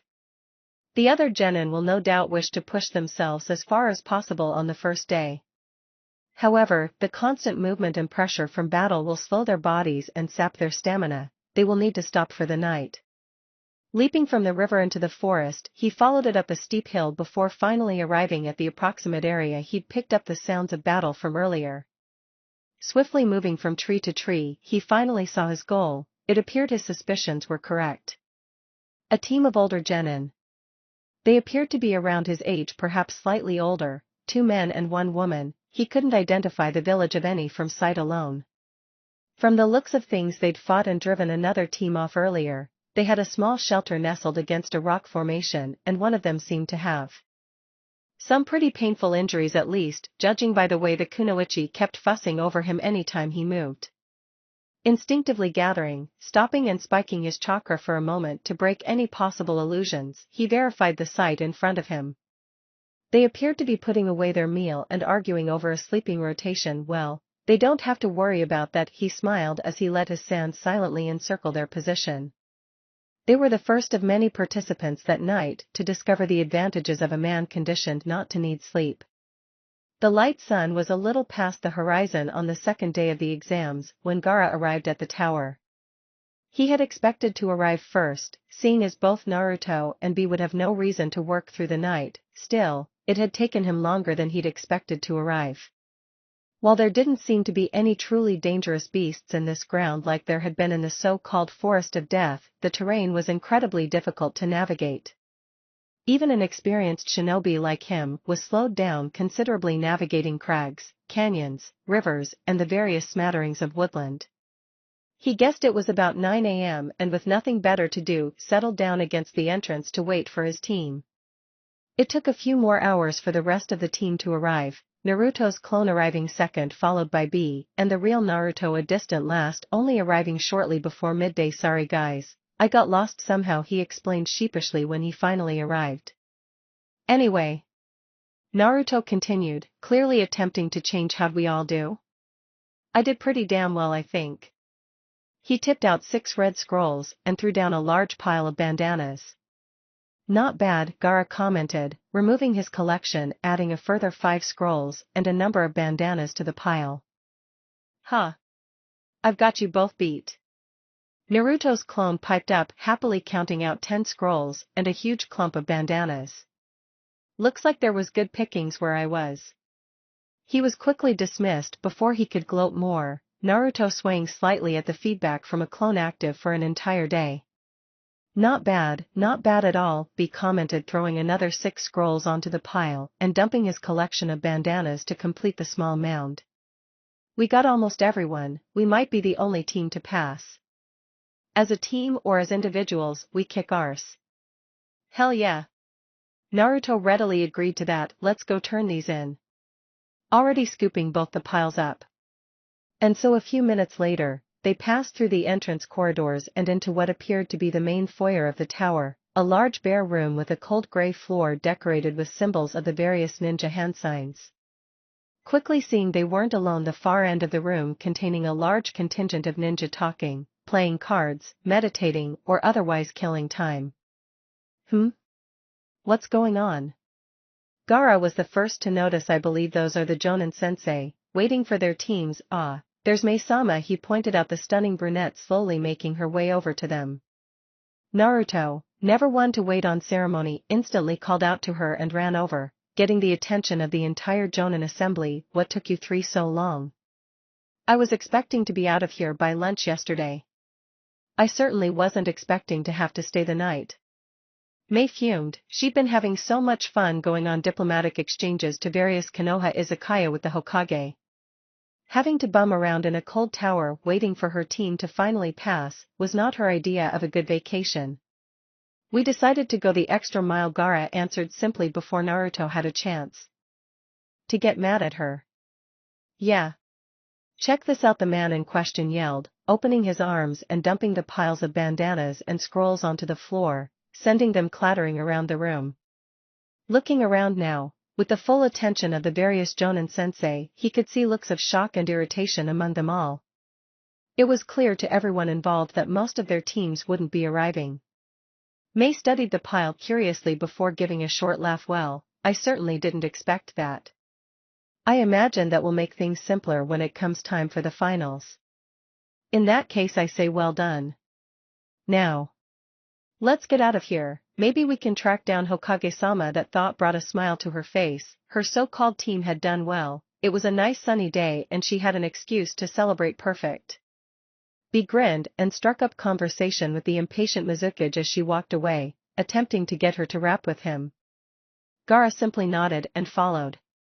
Naruto flashed victory signs to the rest of the Jonin sensei and whooped, yeah. Stage 2 clear. Before pumping his fists and following to join in the conversation. Only 2 more teams made it to the tower before nightfall on day 2, aside from having a group of S-class ninja out making the test harder for them. The distance truly was a long way for a standard genin to travel in such a short time. A little before midnight, however, the doors banged open one last time and 3 straggling genin stumbled in, coated in bruises and torn clothes, obviously near the end of their reserves, with only 2 having managed to keep their headbands. Sensei Hanabi called out upon seeing the man quickly shun Shin over to them. We made it. Having no energy for further conversation, she opted to simply thrust their scroll out and nod her way through her. Sensei's proud congratulations to the team. Task complete and absolutely exhausted, Hanabi was considering just lying on the floor and going to sleep when a soft voice drew her attention. Congratulations, Hanabi-chan. You've done well. Surprised, she turned to see Hinata smiling proudly at her, before being collected into her arms, instinctively snuggling into the warm embrace. Come on, let's get you out of here. The third day came and went with only a small handful more teams passing. The attitude among the remaining Jonin dropped precariously low. The idea that their teams had probably been eliminated by a group of ninja who had no place even taking the test was not a happy one for many of them. With only a little over an hour before the end of the exam, Ebisu, who had all but given up hope, was beside himself with joy when he saw the doors open up one last time and his team stumble in. Moegi seemed to be fading in and out of consciousness, just barely fending off sleep. Budan was stopped so low his hands were almost trailing along the ground, and Konohamaru appeared to be trying to pull together the energy required to speak. They were all covered in small cuts and bruises, but miraculously, it appeared that all 3 had retained their headbands. We didn't sleep 3 days, Konohamaru explained as he fished around in his pockets, finally producing a scroll. But we finally found someone. We did it. And so, task complete, he fell straight over and was unconscious before he hit the ground. Ebisu picked him up and supported Moegi and Udon to stop the same happening to them. They'd passed. They might have only just barely made it, but they'd passed. He was practically glowing with pride as he carried them out. Finally done, Sakura stumbled out of the med bay, slumped against the nearest wall, and promptly started to slide towards the ground. The medical squad had been on standby for the second test. They'd expected some combat. They hadn't expected almost every single team to be hunted down and thrown around. Most of them hadn't needed all that much medical attention. Naruto and his team had been rather gentle with them, but still, their requirements had been to track down any Genin anytime the trackers showed their headband being removed. She'd spent the last 3 days hunting through the forest, locating and retrieving Genin to drag back to the med bay and be given medical treatment. She'd treated more than 200 cases, she'd barely had a moment's rest. Naruto, I kill you, she was asleep, without even finishing the thought. Omake. Looks like the logistics of the third test won't be so difficult after all, Shizune happily piped up. She felt a bit guilty leaving her workload to Sakura after she was pulled off the medical squad to help with the planning for the final test. Still, no one she'd seen had been in any serious danger, and scouring the forest all night for wayward Genin wasn't her dream job. Tsunade grunted acknowledgement. Now the biggest problem is how to deal with Naruto and that team of his. I'm sure Naruto will be careful not to overdo it. Shizune answered loyally, trying to convince herself as much as anyone else. Well, we can have a chat with him and tell him to be careful. Shikamaru stood from where he was slouched against the wall. He probably won't use the Nine Tails chakra, so why don't we just ban Sage Mode? Tsunade cocked an eyebrow, surprised. You want me to make a rule that specifically punishes him? The suggestion seemed odd, especially from one of his friends. The brat annoys me, sure, but that's a bit much. Naruto worked hard for that power. We can't just ban it. Shizune couldn't even wrap her head around that idea. It'll keep things under control, Shikamaru explained in his typical monotone. We can just say it's a matter of keeping things fair for all the competitors. Keeping things fair? Tsunade scoffed at that. It's a ninja battle. Why should it be fair? If you're stronger, you're stronger. She banged her hand on the table to emphasize that point, thankfully keeping enough presence of mind not to break the whole thing. It'd look ridiculous to the other nations anyway, Tsunade rationalized. Everyone'd be wondering if we'd ban bloodline limits or summons next. It's hard to say. Sage Mode is more unfair than the Sharingan. Everyone nodded at that, the Sharingan especially. That thing seemed to just develop new powers whenever the user needed them. She'd originally thought it simply copied techniques, upon taking up residence as Hokage and having access to sealed information. She'd been surprised to find it also turned back time, shot out an unstoppable fire, and summoned a giant skeleton. If she'd had any doubts, the first-hand demonstration she'd received from Madara had eliminated them. Still, considering it's a ninja from our village we're talking about, I doubt there'd be that many problems. Surely you're free to put whatever limits you want on your own ninjas, Shikamaru countered with a shrug. Still, it's Naruto. Shizune liked the boy, but even she could see how it would happen. He's impulsive. Even if you ban it, he'd probably use it, accidentally, just on instinct. That'd be terrible. She could just see that happening. The poor boy would be devastated being disqualified, especially if it was from a rule that had been made up to affect no one but him, for no purpose except to make his life harder. I can definitely see that, Tsunade agreed. Even if his on-the-fly plans were often brilliant, there was no denying he fought with his heart more than his mind. Getting disqualified in such a ridiculously unfair manner, well, knowing him, he probably wouldn't hold a grudge or anything. Still. So? Shikamaru countered again, a little annoyed at having to argue 2 against 1. Did they not see where he was going with this? If Naruto gets disqualified, that makes it easier, doesn't it? No worries about him overdoing things. Seeing the shocked look on their faces, he realized he would need to fully explain this. It's cold, sure, but I mean, it's not like he needs to win the tournament or even do anything in the tournament, right? I don't think there's anyone that thinks Naruto shouldn't be a Chunin at the very least, but it's not like that's decided from winning the tournament. Tsunade pondered that. That's true. Even if he gets disqualified, the selection committee would still make him a Chunin. She laughed a little. It's not like they'd sit down and say, oh well, he's an experienced ninja, a sage, and probably the most powerful person in the world. But he got disqualified, so we better not pass him. The fact that as the Hokage she'd be part of that decision-making process, and anyone who even thought such a comment would drastically shorten their lifespan went unsaid. Yep, she thought, there was simply no way that would happen. It did make sense, the idea that even if Naruto was somehow disqualified in an incredibly biased manner, he'd still pass the test and ultimately everyone would be happy. It's not a bad plan, Shikamaru, but no, I don't feel comfortable doing that to him. Making up a rule just to punish one person looks ridiculous. Plus we do want him to show off in the exam. To show the strength of Konoha's ninja that was true even if that damn Mizukage was trying to take all the credit for the team. She grumbled internally a bit at that. Naruto certainly had audacity. Let's just make plans around ceiling and earth techniques to reinforce the structure and the arena itself. Okay. That settled thinking of the Mizukage had reminded her now. I just remembered I have another diplomatic commitment with Kiri tonight. So I'll leave the planning to you two. So saying, she grabbed her hat and leapt out the window towards the izakaya May had mentioned she was taking her team tonight. Wa Tsunade-sama. Thank you for your views, likes, subscriptions, and overall support of my ongoing efforts to bring great content to all of you. Check out my Patreon for more mature fanfiction. The link is in the description and like everywhere on my channel.